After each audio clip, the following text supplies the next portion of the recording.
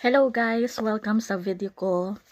May papakita lang ako isang telegrama, diba dati noon pa, noong unang panahon, 1950s, 60s, 70s. Uso pa yung telegrama, yung may emergency or ano dyan, padala ng kung ano birthday or ano occasion. So, yung mother ko naitago pa pala siyang isang telegrama ng father ko na pinadala sa kanya nung birthday niya noong year 1966 and 1967. So, titingnan natin kung ano yung itsura ng telegrama na yun. So, go and watch this. So, eto na guys, yung telegram. Galing sa father ko na pinadala sa mother ko.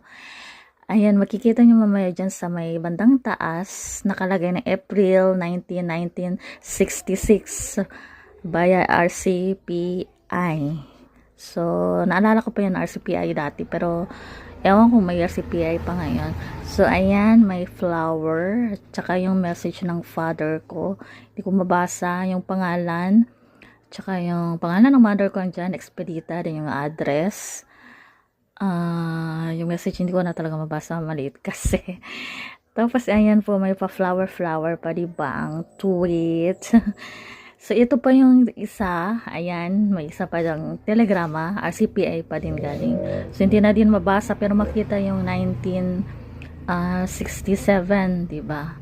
So, medyo matagal-tagal na rin. Pero okay pa din yung telegrama, diba? As in, di siya punit-punit or as in intact pa talaga, diba? Makita mo naman sa video. So, ayan lang po. Sinishare ko lang po sa inyo. Ano po yung itsura ng RCPI, ng Telegram, na via RCPI. So, yun po, yung pangalan ng June, pangalan ng tatay ko. Ayan po, salamat!